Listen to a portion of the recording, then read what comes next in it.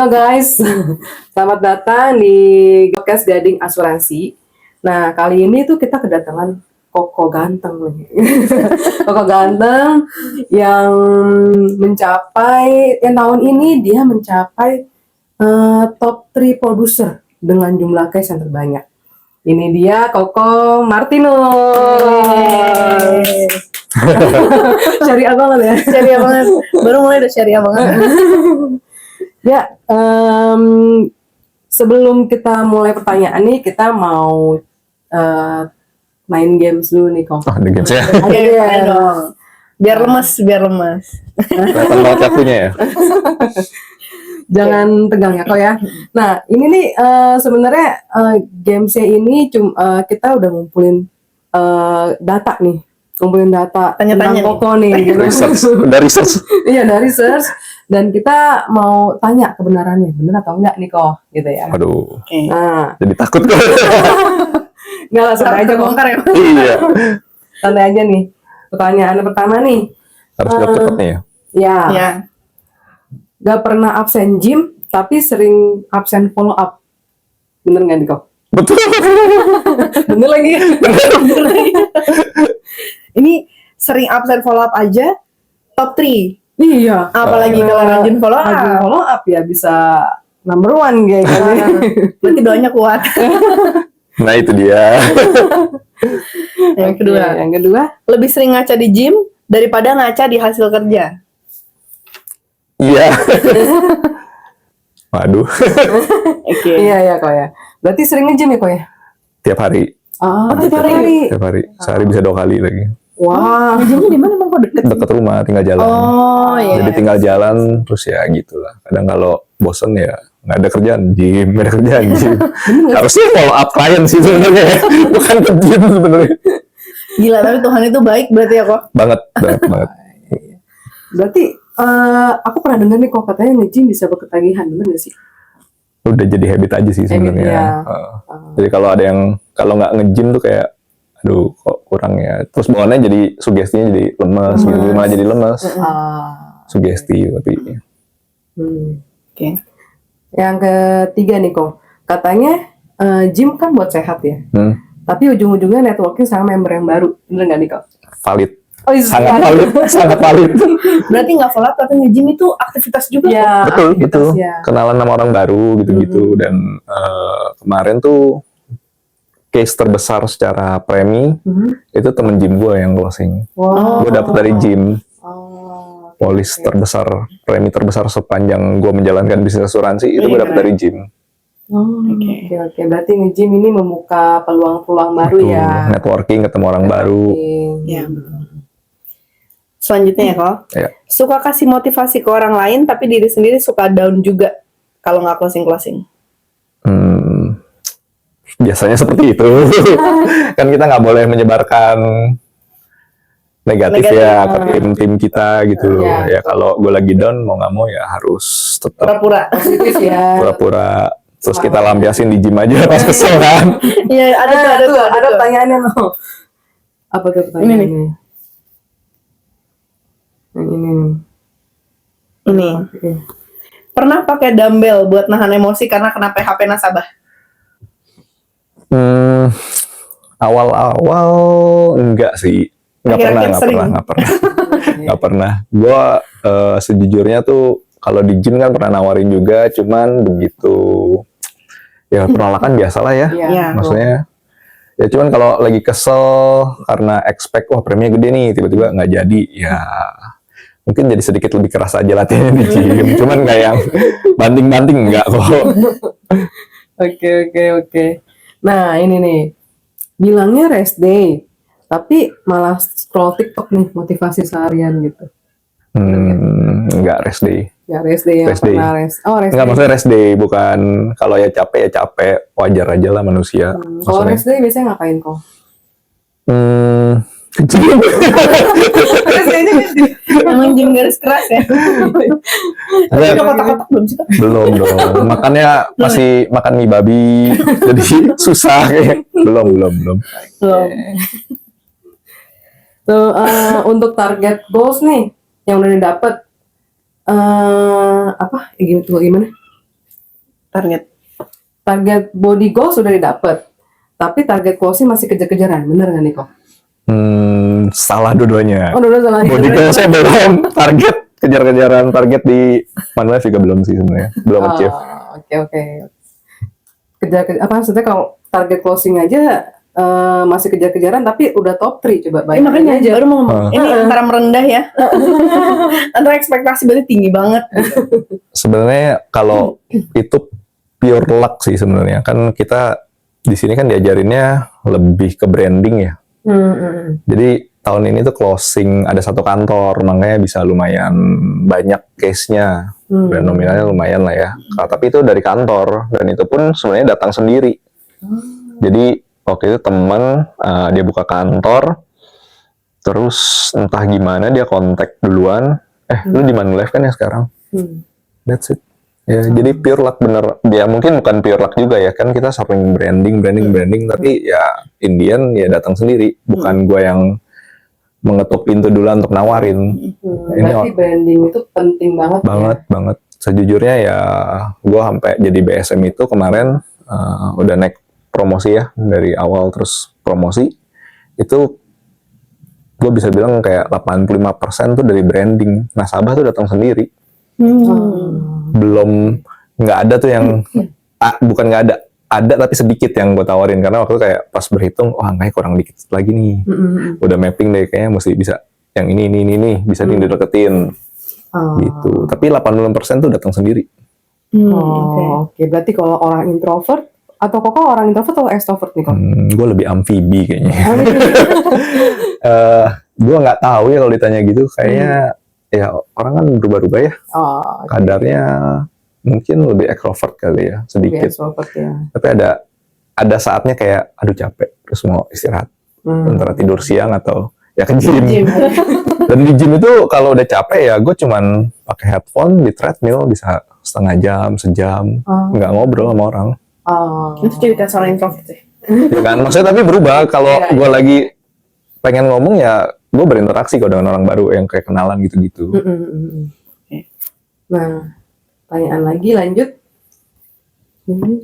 Koko percaya disiplin di gym bisa dibawa ke cara kerja juga di bisnis Koko? Yakin bisa.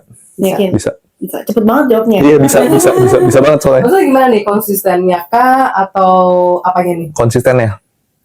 Jadi kan kayak kita kan selalu ditekanin activity ya. Yes. Nah kadang mungkin orang tuh yang itu tuh yang suka lupa. Kayak dulu misalnya awal-awal semangat nih baru join jadi agent, rajin broadcast, atau cek agency link pagi-pagi, lihat nih angkanya kurang berapa. Nah itu kalau nggak konsisten lama-lama hilang sih. Jadi ngeblur gitu ya. Iya jadi juga. fokusnya jadi hilang kemana-mana nih, nggak fokus di yang ini lagi nih, yang dulu rajin nih WhatsAppin orang. Nggak harus nawarin ya, kayak say hi aja gitu-gitu, ngobrol, ngecek agency link. Sekarang gue ada di posisi apa sih, masih jauh nggak sih dari target gue, yang gitu-gitu. Nah yang kayak gitu tuh orang suka lupa kalau nggak konsisten. Iya benar-benar. Iya. Iya benar banget sih. Nah, games udah selesai nih kok. Jadi kita pertanyaannya. Jadi pertanyaan pertama nih kok, bisa ceritain nggak latar belakang Koko tuh seperti apa sih sebelum join?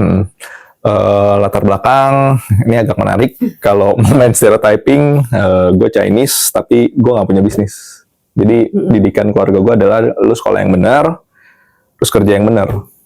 Oh berarti di bidang corporate. Tadinya gue karyawan sekitar 14-15 tahun jadi karyawan. Cuman pindah-pindah kali. Pindah-pindah. Jadi ya didikannya gitu. Sekolah yang benar, kerja yang benar. Nggak ada tuh didikan emang Cina gagal berarti ya. Buka toko atau usaha gitu, nggak ada. Background gue corporate, karyawan. Terus ada titik gak ini mana gue corporate pengen buka bisnis atau apa, kayak kok bisa terjun ke dalam bisnis asuransi? Jadi sebenarnya waktu itu pernah kerja di corporate lumayan besar ya. Terus dia ada programnya entrepreneurship. Jadi karyawan didorong untuk wira swasta. Itu waktu itu kayak pernah ngobrol sama teman yang HR, kenapa begitu ya? Agak menggelitik tuh, kok karyawan nggak disuruh loyal di suatu perusahaan aja, tapi diajarin nih entrepreneurship. Itu agak menggelitik waktu itu saat itu. Ya, tapi ya itu nggak memotivasi juga sih sebenarnya. Jadi buka bisnis apa, nggak ada sih sebenarnya. Cuman kayak bisnis kecil-kecilan tuh sangat, waktu itu pernah coba lah, kayak gue tuh pernah jualan kaos, karena kan dulu gue di Bandung kuliahnya, terus kan dekat dengan, mungkin kalau teman-teman tahu tuh ada distro-distro gitu kan, yang clothing. Nah, gue tuh tadinya suka belanja distro, karena kan dulu anak kos ya, terus distro tuh opsi yang murah lah, Yang budget yang ya. terjangkau. Iya. Nah, dari situ terus kenal-kenal orang, ya bisa nih bikin sendiri. Ya, mulai coba waktu itu, cuman ya itu nggak konsisten. Jadi cuman kayak sekali-sekali, lagi kepikiran desain ini, bikin terus jualin. Jadi jiwa wira swasta gue juga sebenarnya nggak ada banget sih. Oke. Bisa kepikiran ke bisnis insurance gimana? Ke insurance sebenarnya waktu itu mau nikah. Backgroundnya tuh waktu itu mau nikah. Jadi jadi pegawai kan ketakar ya, tiap bulan terima gajinya segini. Terus persiapan nikah kita budgeting, wah angkanya lumayan ya. Kalau nikah di Jakarta kan, ya kita tahu nikah di Jakarta lumayan. Terus kayak ngobrol-ngobrol, kayaknya kita mesti cari sampingan nih, nambah-nambah supaya dream wedding-nya tercapai gitu. Nah, itu salah satu yang ada yang deket itu ya asuransi. Jadi asuransi sebagai second income. Betul, Betul. Oke. Jadi gue join di asuransi itu waktu gue masih jadi karyawan, terus ya cari side income asuransi yang sangat visible dijalankan. Tapi udah aktif waktu itu Pak? Sebagai side hustle ya berarti? Betul. Udah aktif? Ceritanya lumayan lucu sebenarnya. Jadi waktu itu yang nawarin di perusahaan lain. Cuma, berarti bukan di Manulife? Bukan, belum di Manulife. Jadi udah daftar kayak submit data gitu-gitu kan, udah bayar AAJI-nya. Terus COVID, lockdown. Dan waktu itu kan sebelum COVID kita ujian katanya mesti onsite. Pakai baju rapi, datang ngerjain tes tertulis gitu loh. Nah, lockdown. Terus mereka kayak mungkin bingung atau gimana, belum ada tuh disuruh online. Gue udah dimasukin ke grup mereka sebenarnya, tapi ya gitu, kayak mungkin COVID semua orang kebingungan, terus nggak ujian-ujian, akhirnya lama kelamaan tiba-tiba dikeluarin dari grup itu. Udah bayar sebenarnya AJ-nya, tapi ya nggak jadi. Dan waktu itu ada kendala satu juga di perusahaan itu, kalau mau bikin ilustrasi itu dia mesti install software. Install program ke laptop kita. Dan itu saat itu cuma bisa di Windows OS-nya si program itu. Nah, kan kayak bertolak belakang nih. Tujuan gue join asuransi adalah mau cari uang. Tapi kenapa gue join terus gue mesti beli laptop lagi satu buat install itu. Terus kayak ya emang udah jalannya kali ya. COVID nggak bisa ujian, terus gue juga ada enggan buat beli laptop baru untuk install itu, ya udah akhirnya dikeluarin juga. Betul. Jodoh lah ya. Jodoh. Nah, abis itu gue nanya temen SD, gue liat postingan dia posting tentang Manulife bla bla bla. Terus gue tanya ke dia, di Manulife kalau bikin ilustrasi proposal pakai apa? Kita web based kok. Jadi nggak ada software yang perlu diinstal di laptop, nggak ada, web based semuanya. Saya ngobrol-ngobrol, akhirnya diajak ketemuan, dijelaskan bla bla bla gini-gini, struktur komisinya gini, cara kerjanya begini. Menarik nih. Oke, jadi kayak lebih meminim modal ya. Betul. Dan itu benar, the power of branding kan, kayak gue lihat temen gue posting terus tentang Manulife, ya gue kontak aja, terus dia ngajak gue akhirnya. Di Instagram ya. Betul. Nah, Koko punya cita-cita apa nggak dari kecil? Maksudnya kalau sekarang nggak jadi agent insurance, berarti kan Koko sekarang udah full ya di insurance. Kira-kira Koko bakal jadi apa di luar kalau nggak jadi agent insurance sekarang? Cita-citanya. Cita-cita nih, kalau ngomongin cita-cita, gue tuh orang yang mungkin kurang visioner ya. Gue kurang bisa membayangkan sangat jauh, kayak mungkin bayangan gue tuh cuman nanti siang makan apa ya. Sependek itu mungkin ya. Kayak kan dulu di corporate kan kita sering ditanya, kamu 5 tahun ke depan mau jadi apa? Itu tuh agak sulit buat gue sebenarnya. Oh, oke. Gue tuh nggak kebayang sebenarnya. Cuman kalau pertanyaan kayak gitu kan sebenarnya ada jawaban di Google ya. Akhirnya gue tahu, oh mestinya jawab ini. Nah tapi kalau ditanya cita-cita ya, sejujurnya, misalnya dari kecil gitu, cita-cita mau jadi apa itu cukup standar sebenarnya. Kayak ya anak kecil tahu apa sih, mau jadi pilot waktu itu, mau jadi, kan berubah-ubah seiring perjalanannya waktu sih, gitu yo. Jadi kalau ditanya cita-cita, yang paling clear adalah waktu gue kuliah sebenarnya. Lu mau jadi apa? Jadi bapak kos, gue bilang. Gue mau pensiun, kayak ngopi di teras, terus tapi uang masuk aja. Ya, jadi kayak passive income. Passive income, betul. Tapi itu menurut gue cita-cita yang udah clear nih, gue pengennya kayak apa. Pas zaman kuliah ditanya, lu mau jadi apa sih kalau udah gede? Bapak kos, gue bilang. Bapak kos. Emang kuliahnya ambil apa kok? Ekonomi. Oh, ekonomi. Manajemen. Masih ini lah. Nah, tadi Koko pernah tadi bilangnya branding ya.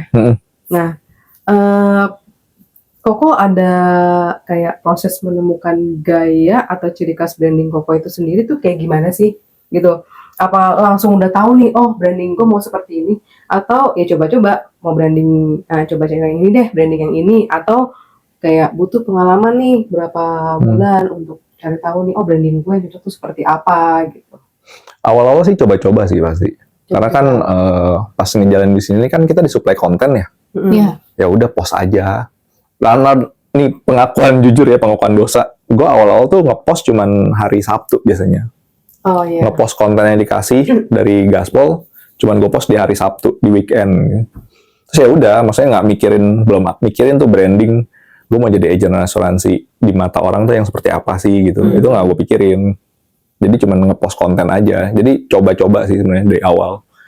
Sampai di akhirnya perjalanan tahun ke-2, gue udah mantep nih. Oke, gue mau memposisikan diri gue agen asuransi yang seperti ini.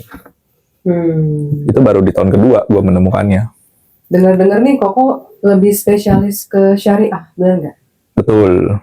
Dan makanya itu gue klaim jadi nama IG juga sebenarnya. Iya. Nama IG-nya Koko Syariah. Koko ya? Koko asuransi Syariah gitu. Tapi gimana ceritanya tuh kok awalnya? Kok bisa ke arah syariah? Soalnya kan secara Chinese ya kan? gitu. Mana tatonya? Tatonya ada berapa sih kok? Nggak tahu, nggak pernah ngitung.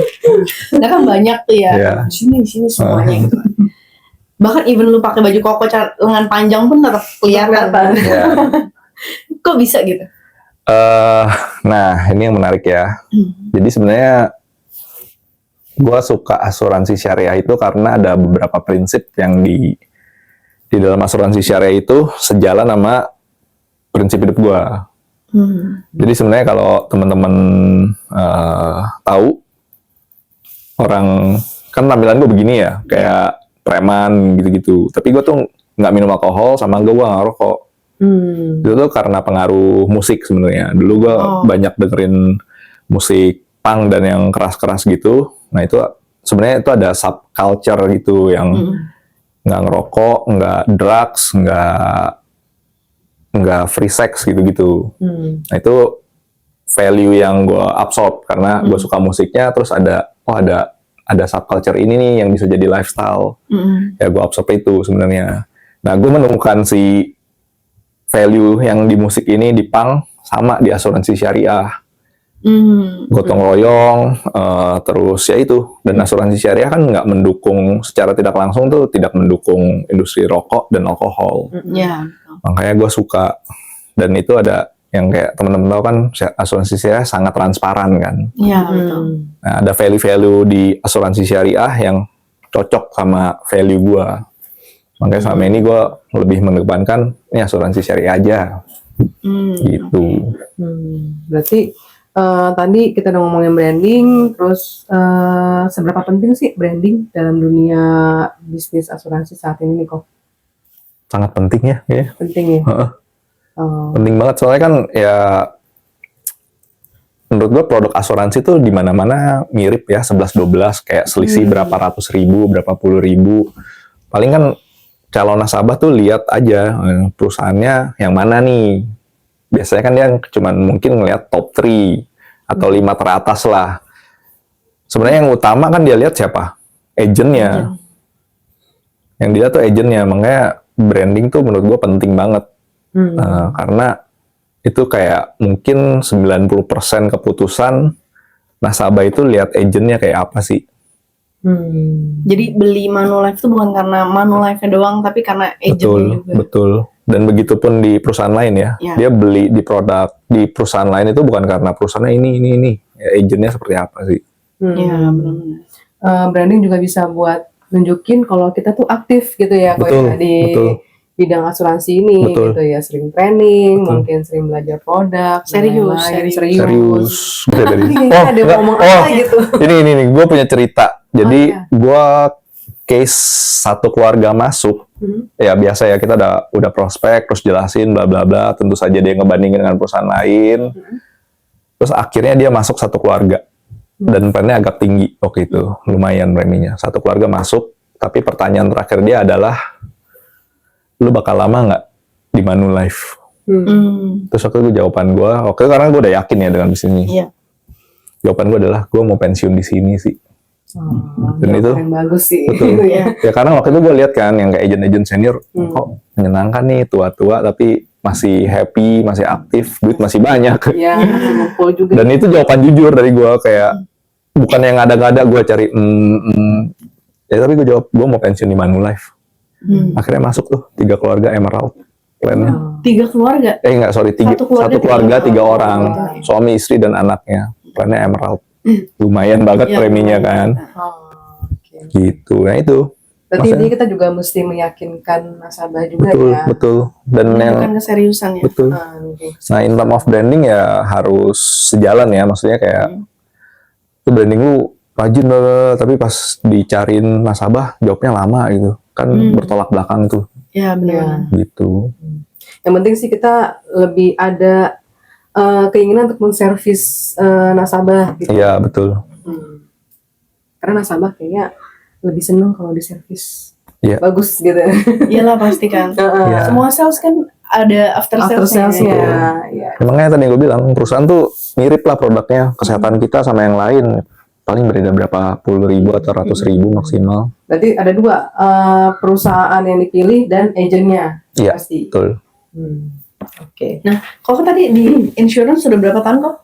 3 tahun. 3 tahun. Nah, berarti kan perpindahannya Koko pertama jadi agent dulu, side hustle, habis itu lepas kerjaan kantor, terus baru ke Manulife. Betul. Dari 3 tahun di bisnis insurance ini, hal apa yang menurut Koko tuh paling sulit? Tapi ternyata setelah ngelewatin, ternyata gue bisa ya gitu. Ada nggak? Paling sulit ya. Ini sejujurnya, gue baru aktif kan 2 tahun terakhir ya. 1 tahun pertama tuh ya side hustle aja. Setelah 3 tahun menjalani, menurut gue hal yang paling sulit di bisnis ini adalah melawan diri sendiri. Itu, iya. Berarti Koko udah full time 2 tahun ya berarti? Full time 2 tahun, betul. Okay. Dan kemarin sempat ngobrol ya sama temen gue yang, lu nggak mau balik kerja kantoran? Nggak deh kayaknya. Kayak udah menikmati di sini. Ya lumayan, gue punya quality time sama anak gitu-gitu, bisa antar jemput sekolah. Kalau bosen, yuk ke mall ngajak anak main playground. Paling enak ke mall siang-siang sih kok. Sepi bener. Gitu. Ya itu kesulitan, menurut gue kesulitan terbesar di bisnisnya adalah melawan diri sendiri.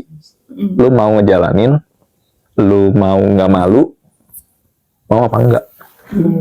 Melawan diri sendiri, ya ini ibaratnya gym ya, kayak gue nge-gym tuh selalu bangun pagi. Tapi awal-awal ya susah ya, bangun pagi jam 5 udah bangun, terus beberes ke WC, jam 6 udah di gym. Awal-awal susah, berat, ngantuk banget rasanya. Ya sama kayak awal-awal di sini tuh kayak gue nge-post konten seminggu sekali, baru tiap Sabtu deh gue post gitu. Ya tapi lama-lama begitu dijalanin, ya mau nggak mau harus ngepost. Kalau nggak ngepost kayak, aduh hari ini gue belum ngepost, aduh hari ini gue belum kontak siapa-siapa nih.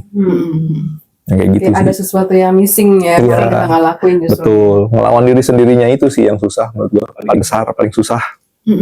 Jadi bisa menyimpulkan kalau di bisnis insurance ini nggak punya bos, harusnya adalah betul. diri kita sendiri. Betul, gitu. betul. Dan kita harus melawan itu gimana?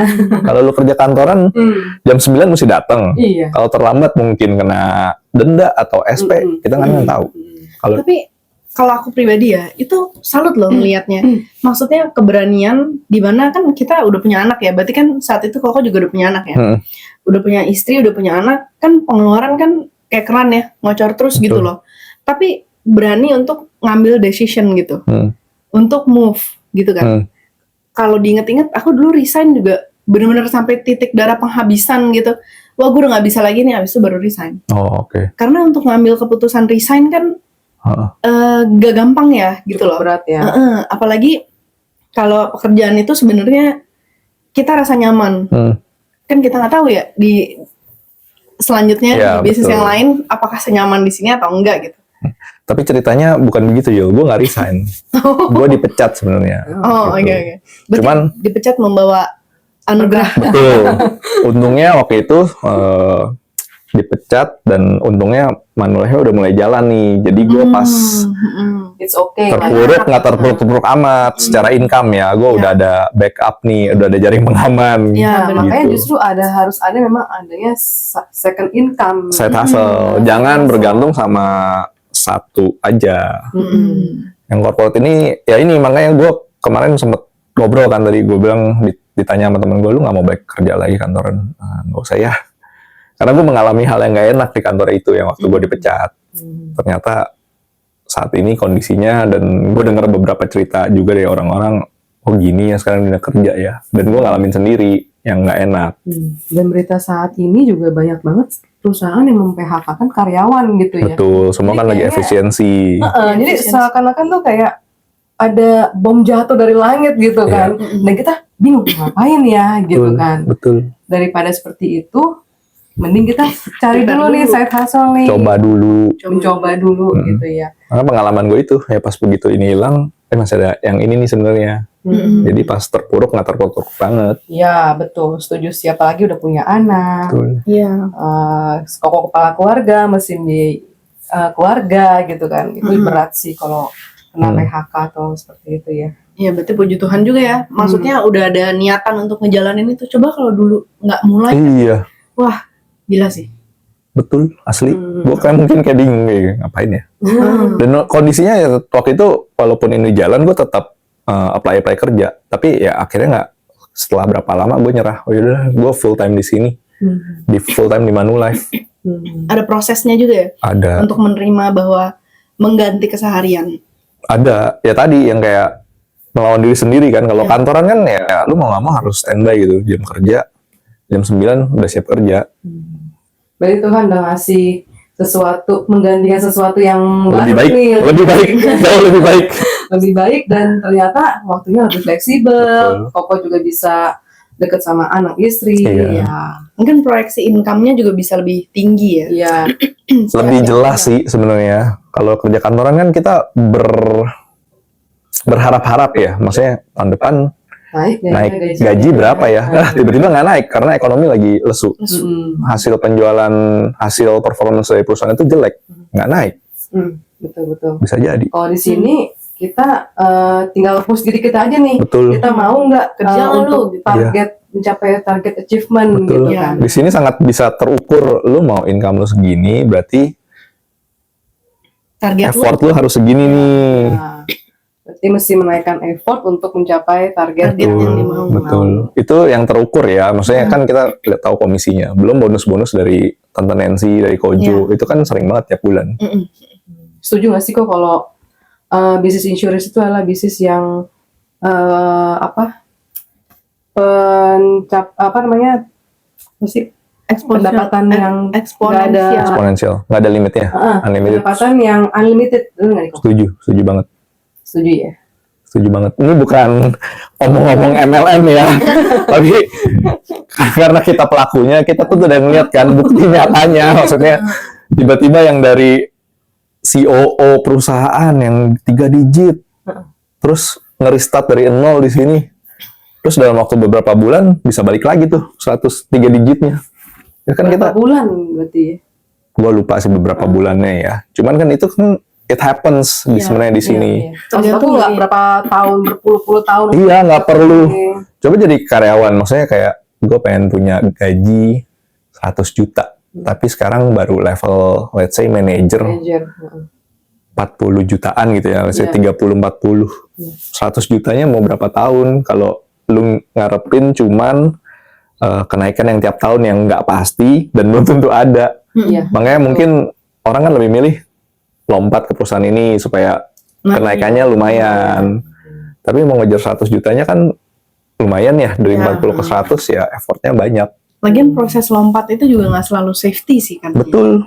Kan kita kadang suka ketipu ya, perusahaannya Iya. oh bagus, tiba-tiba tutup. Hmm. Banyak kejadian Benar, juga. Iya, iya. Seru banget nih kalau ngomongin ini ya soal income, gitu Income. ya. Side hustle, Side soalnya hustle. aku percaya sih pasti banyak orang di luar sana terutama yang kayak seusia kita ya. Kan mirip ya di bawah 40-an, 30 menuju 40 gitu. Hmm.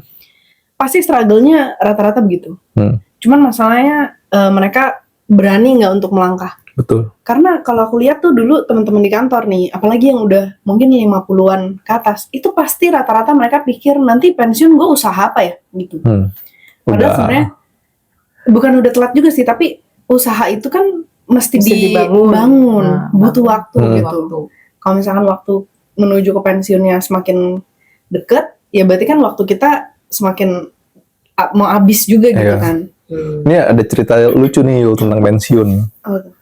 Jadi kan gue punya temen HR ya, dan dia punya bisnis ini persiapan prapensiun namanya. Bukan Kapanji kan? Mas Panji, Mas Panji. Oh iya, anjir.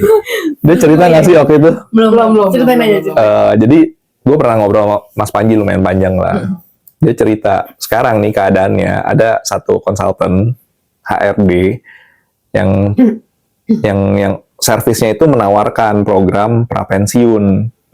Cuman sebelum dia nanya, sebelum dia nawarin, ketika dia nawarin ke perusahaan itu dia nanya, ini pesertanya umur berapa? Kalau udah kepala 5 dia bilang, jadi prapensiun tuh dia kayak ngajarin wira swasta sebenarnya. Oh, oke. After pensiun kan hilang nih activity ke kantor, mau ngapain? Nah itu yang diajarin sebenarnya. Ah. Buka peternakan lele, buka salon, buka apa yang gitu yang bisa menghasilkan income. Cuman ini satu firm ini lembaga tadi yang menawarkan servis pelatihan prapensiun. Dia nanya, pesertanya umur berapa? 50. Kalau itu saya nggak ngajarin usaha, saya lebih ngajarin menerima keadaan. Kayaknya kata dia kasarnya ya, kalau umur 50-an tuh kayaknya udah terlambat sih kalau mau mulai usaha. Itu menurut ya pelaku HR ya. Iya. Ya. Gitu. Itu cerita yang ya juga ya. Ngomong prapensiun ya. Bisnis insurance bisa jadi prapensiun juga nggak sih? Persiapan pensiun. Persiapan pensiun. Nah, masalahnya kan pensiunnya ini kan suka-suka ya. Kalau kerja kantor kan 55. 557 kali ya. Iya. Nah, kalau sini kan kayak kita lihat umur 71 masih jalan-jalan ke luar negeri, duit masih banyak. 70 Yul. Masih happy banget. Terus kayak gue pernah kasih lihat Tante Nancy ya ke temen gue, tebak umur berapa? Semua orang jawab 50. Awet muda sih emang. Awet Soalnya dia muda. on banget. Nggak stres. Iya, iya. Iya, nggak perlu stres, undang. duitnya banyak. Tante Nancy juga nih kesini kayaknya. Semua jawab 50. Enggak. Beda 20 tahun, 70. 71 ini. Nah, yang bener aja lu. Terus gue cerita, ya ini supreme leader di Manulife. Di saat mungkin orang 70-an udah pakai daster, Udah ya kan? pikun. Udah Ya, udah pikun, pikun. mungkin udah bingung mau gue hari ini ngapain ya bangun tidur Iya. begini lagi. Tante Nancy kalau jelasin produk masih buset, jago Iya, banget, iya. hafal. Gitu. Oke. Setuju banget sih. Kalau Oke, bisnis insurance ini bisa dijalani sampai tua ya, sampai kita nanti berumur gitu. Untuk pension plan. Betul. Ekspektasi sukses kayak Tante Nancy kali ya, kalau gitu jawabannya. Yang paling gampang ya. Iya. Karena itu yang kita semua lihat. Ya itu role model hampir semua orang nggak sih? Iya. Kayak, wah pensiun seperti ini nih. Umur kepala 7, duit banyak, Jalan-jalan. happy. Iya, jalan-jalan luar negeri masih gratis. Ya, Duit banyak, nggak stres. Bisa, yang gue denger kan ngabisin waktu sama cucu doang ya. Iya. Gitu. Mungkin ekspektasi sukses yang paling jauh ya itu patokannya kayak Tante Nancy lah. Dan di umur segitu. Mungkin kalau income gue kayak Tante Nancy, gue punya banyak rumah kos kayak nanti. Sampai Tetap Anda mau jadi bikin bapak kos kos. ya? Iya tetap dong. Itu kan cita-cita yang paling jelas. Oke. Oke. Cuman sayangnya ya, kayak menurut gue nih banyak mispersepsi di luar sana tentang asuransi ya. Profesi agen asuransi itu dipandang sebelah mata, dianggap kurang bergengsi dan lain-lain gitu loh. Oh. Kayak gue punya pengalaman, gue merekrut orang, ditolak gue. Lo tau apa yang dia pilih? Apa? Jadi kurir uang buat nyogok-nyogok. Oh, itu malah lebih berdosa ya sebenarnya. Iya. Dia tawarin agen asuransi, gengsi nih nggak mau jalanin, tapi ngejalanin yang sebenarnya kriminal mau. Tapi kalau ada orang KPK nonton, gue tahu namanya. Kalau mau kontak ya, Kontak ke Koko Syariah. kalau mau diselidikin orangnya boleh kok. Oke. Gitu, dipandang sebelah mata. Jadi ya nggak tahu, sedih ya. Ini tugas kita juga sebenarnya buat meluruskan persepsi yang salah tentang profesi agen asuransi. Iya. Padahal tuh agen asuransi tuh yang pertama dia tuh apa? Maksudnya bukan apa yang itu lah. Bukan sesuatu yang memalukan. Iya. Betul. Justru malah Yang bisa membantu orang lain ya. Iya, bukan sesuatu yang Oh, memalukan betul. dan dia ngebantu nasabah gitu loh. Betul. Jadi kayak kenapa apa yang mesti Iya, kita nggak nipu orang loh, Nggak maksudnya. ya, yang penting nggak nipu orang. Dalam hidup Koko nih, perjalanan hidup Koko ya dari dulu sampai sekarang, ada nggak satu orang tuh yang menurut Koko tuh sangat berpengaruh sampai menjadikan Koko kayak sekarang Di industri ini atau Di spesifik? di hidup Koko? Gue punya abang. Tadi yang teman baik, terus jadi saudara. Tapi sayangnya udah meninggal sih. Dia yang menurut gue jadi yang memberikan influence besar ya dia, almarhum abang gue ini. Oh, kenapa tuh? Influence apa yang dia kasih? Ya dalam hidup, dia ngajarin gue cara menjalani hidup, ya jadi orang seperti ini, influence terbesar ya dia sih. Cuman sayangnya dia udah meninggal. Ya. Ya, gue nge-gym juga gara-gara dia sebenarnya. Oh. Tapi sayangnya dia memberikan contoh yang buruk. Dia kena serangan jantung karena lifestyle-nya kurang bagus. Tapi ya udah gara-gara dia gue nge-gym setiap hari. Gitu. Ya influence besar banget sebenarnya, dia ngajarin banyak hal. Jadi dibalik konsistensi nge-gym yang luar biasa itu. Gue takut mati sebenarnya. Oke. Paling terakhir nih kok pertanyaannya. Kalau ada satu nih yang pengen Koko rubah dalam hidup sebagai bapak muda tuh seperti apa sih? Mungkin yang di luar sana yang ada orang yang relate sama Koko gitu. Berubah. Satu yang pengen Koko rubah. Gue pengen memulai bisnis ini lebih cepat sebenarnya. Semua orang menjawab seperti itu ya. Iya. Iya loh. Gue waktu pas ngejalanin, buset nih naiknya lumayan nih ya. Langsung pikir gimana kalau ngejalaninnya lebih cepat. Iya. Angkanya yang gue dapet saat ini pasti akan lebih cepat, akan lebih besar. Lebih tinggi. Iya. Dan mungkin gue akan. Sama kita podcast nih kok. Sama. Awalnya selalu sama seperti ini. Aku pengen memulai lebih cepat, dia bilang gitu. Penyesalan semua agent ya. Kenapa nggak dari dulu? Kenapa nggak dari? Iya. Walaupun di startup banyak juga yang gagal ya. Ya, mungkin mereka gagal itu karena mereka mulai terlalu muda dan nggak mau konsisten juga dan menganggap remeh. Oh asuransi, nggak ada uangnya lah gini. Berarti dia kayak go on aja. Iya gitu. betul. Dan dia tergiur nih ada offer di sini, nih uangnya lebih gede, kerja pindah. tuh lebih enak kok, ada pendapatan tetap, udahlah kerja lagi gitu kan. Nah, di saat umur yang semapan ini 30-40 malah para agent-agent ini menganggap kalau kenapa gak gua umur sebelum 30 gitu ya.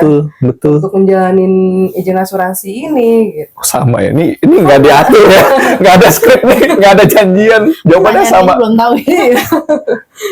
Jadi Iya, kalau banyak ada banget yang masih muda, berbakat dan punya potensi lebih, mendingan join aja langsung Iya, ya betul, betul, betul. thank you banget nih kok udah mau Sama-sama. kita undang ke podcast Gading Asuransi Semua jadi Kokos Asuransi Syariah. Boleh follow Instagramnya kalau misalkan tertarik dengan profilnya gitu ya. Dan thank you semuanya. Bye. Thank you. Bye.